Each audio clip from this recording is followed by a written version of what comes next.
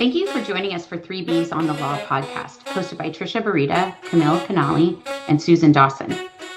Disclaimer, this podcast is for entertainment and informational purposes only, not meant to provide legal advice, and does not create an attorney-client relationship.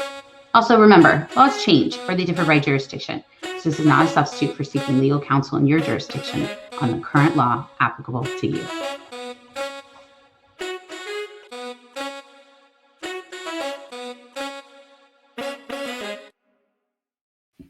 Welcome back to 3Bs on the Law. So today we're going to be talking about Halloween costumes in the workplace.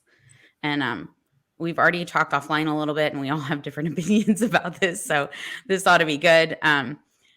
First of all, people do wear all kinds of different things when it comes to holidays. And certainly Halloween is one of those where some people are super into it and want to bring that into the workplace because it's part of their personality. And some people are not as big into it. And there's a lot of different ways where Halloween costumes can kind of run afoul where they're inappropriate for the actual workplace setting. And some of that comes into, I think, with dress code and how your policy is written. But some of your policies aren't going to encompass, can they wear the Wookiee Star Wars costume, Susan, to the client meeting? Is that appropriate? And how do employers and businesses kind of approach that? So what have you guys seen or heard stories about with people trying to wear costumes in the workplace, and that you would kind of be concerned about if you heard it was in a workplace setting? Well, I have to say, if someone showed up at my workplace in a full Wookiee costume, they would get like a huge bonus. Now, whether or not that bonus was discretionary, not discretionary, you have to think about the last podcast, the podcast we did on that topic. But yeah. Is that appropriate? They're always a win when it comes to me. Well, there you go. But would the stormtrooper be allowed to carry a weapon? Right. I mean, that's the thing. Well, but a lot of people they think about it, when they're sending their kid. I remember, sending my elementary school kids off to school and, no weapons. And of course, my children, my boys, they dressed up as Jedi, but they couldn't bring lightsabers. I mean, it's not as if a lightsaber could ever be a real, at least in this, time. You better watch it. Elon Musk is out there, and I just don't know where he's going with this. We're going to Mars, and there will be lightsabers if Elon Musk has anything to do with it. Right, but what do you do? And then there's also just the mask concept or face makeup that completely covers your face. I mean, in this day and age of heightened safety risk concerns, it's not just all about the fun of the costume. You still have to keep employee safety in mind. So do you actually create a space for that? Do you go, we're going to have a Halloween luncheon kind of thing? Or are we just kind of like costumes are allowed? Or do you just not talk about it and deal with it when it happens? I mean, I kind of like, if you want to have a policy about it, you kind of tell them. But then what is that policy? You know what I mean? What do you guys think? Well, I think that dressing up for Halloween and celebrating various things can be great for morale. So you don't want to discourage it, but you also have all these other things that we've kind of been talking about. You also have this issue if the costume is too sexy for the office. I know that comes up, quite frequently, the French maid or the sexy witch. Sometimes those can cross lines, and it's obviously, the opinion of the beholder, so to speak. And so it can become difficult to have those conversations. And so I think that's why you need to remind people it is a business and that they're expected to still, look respectful, if nothing else. I kind of feel the same way, Camille. When you're running, it's similar to like the holiday party discussion. People you shouldn't be wearing what you're going to wear to the club or whatever. Like you're going out, seeking to, meet other people and date or go on a date or something. May not be the appropriate thing to wear to the office, holiday party. You know what I mean? So, maybe setting those expectations. I think it's funny that you brought up those sexy costumes. Like my sister-in-law is always like, someone decided that you can make any costume sexy. It's like the sexy pizza. Like, you know what I mean? And you're like, nobody would make that. Nobody would wear that. And then you go onto these Halloween websites and you're like, yep, there's a sexy pizza or whatever. And like, So how do you create a policy around that? Because you do have to watch it. It's not just the sexy nurse anymore or the whatever. Right.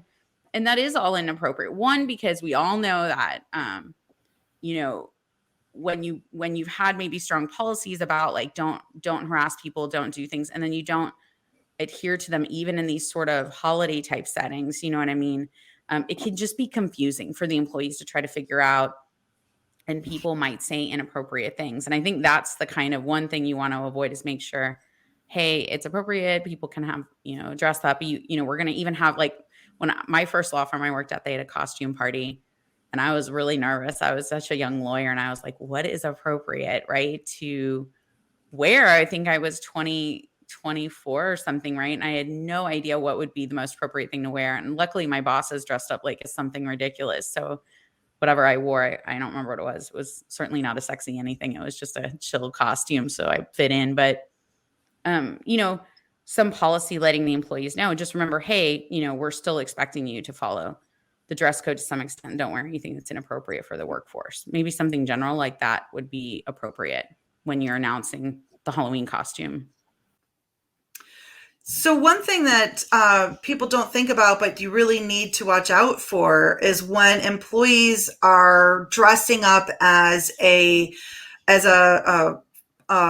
public figure that's in the news. Let's say a political figure or a celebrity, or someone has just been caught engaging in some sort of inappropriate behavior. They come to work, they dress up as this individual, and they use that inappropriate behavior as part of their costume, right? They walk around and they are telling inappropriate jokes, or they're inappropriately touching people, or they're, just generally behaving in a way that would normally be considered harassment, but they claim, oh, it's just part of my costume. So, that's a situation you have to watch out for. What do you guys think? Yeah, I think that it takes one person to ruin it often for the whole office. And so it's the unfortunate part of it, but I think that's why a invitation to dress up with a reminder that it's still the workplace is really still necessary in this day and age, because there's always potentially that one person that could ruin it for everybody next time, that comes to the office dressed in something that someone else finds offensive. And you can't throw away harassment or discriminatory conduct for one day just when people are dressing up in Halloween costumes. Yeah, I think especially if someone decides to go the route of like religious, like starting it, that can get really, really dicey pretty quickly. But I think there's a simple way employers can handle this.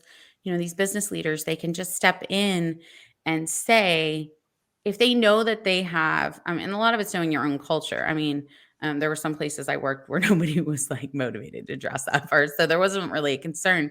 But if it is something that you want, and your culture is fun like that, and that is a, thing that you're okay with, then you get ahead of it and you just tell everybody, hey, it's okay for people to wear costumes if you're not meeting with clients, or if you are meeting with clients, bring an alternative professional, or however you want to handle it, and tell them your expectation up front. Keep it super simple. It can be light, just like when you tell them at the holiday party, it's expected that they're going to behave professionally, that they're, you know what I mean? And then if you run into it, while it's, not ideal, you have the same conversation as if they missed some other place in the dress code, and you don't make it any more complicated than that. If someone comes in something that's clearly against your policies because it's discriminatory or inappropriate for the workplace, you just bring them in and you tell them that. And like most dress codes, if you need to send them home to change, then that's where that goes. But you certainly don't just go, well, it's Halloween, I'm going to excuse it, because you just don't know how that will make other employees feel. And it certainly looks like if you let it go on, like you condone it. And I think that's the part we can kind of sort of even upset the culture and people to think that the employer thought that was okay. You know what I mean? Well, Right. Don't forget that there might be employees that are offended by Halloween in general because it violates their religious beliefs. There are individuals who have to be sensitive to that all around. But I But I hope that the message that is taken away here isn't, well, let's just not do it, because it can be fun. And right now, employers are trying to get employees to get back into the workplace and trying to rebuild that culture and that morale amongst teams. This can be a great way to do it. You just need to, like with everything, make sure you're approaching it carefully and respectfully. And you can have Zoom Halloween dress up for those of you that have a virtual workforce or a hybrid now. So maybe not the sexy pizza thing I talked about, but something, right? Okay, now the next time we're on video, I want to see this sexy pizza. I don't have the sexy which you pizza. I don't even know if that's real, but I'm pretty sure I've seen We're like finding it. It's happening. Jesus. So silly. Oh my goodness. Okay. Well, I think that's a wrap, ladies, on that one. So if you go out and you're celebrating Halloween, we all hope you guys have a good time. If you want to go to Susan's place of work and wear a Wookiee costume, you'll probably get the full Snicker bars or whatever she's handing out there on Halloween. But I hope you guys enjoy that. And thank you for listening to 3Bs on the Law. Thank you for joining us on today's podcast of 3Bs on the Law. Don't forget to like and subscribe to our podcast. We also welcome any comments. If you'd like to get in touch with us or suggest a future topic, you can email us at 3BsOnTheLaw@gmail.com. And because we're lawyers, we need to remind you that this podcast is not meant to provide you with legal advice and does not create an attorney-client relationship. Thank you again for joining us, and have a great day.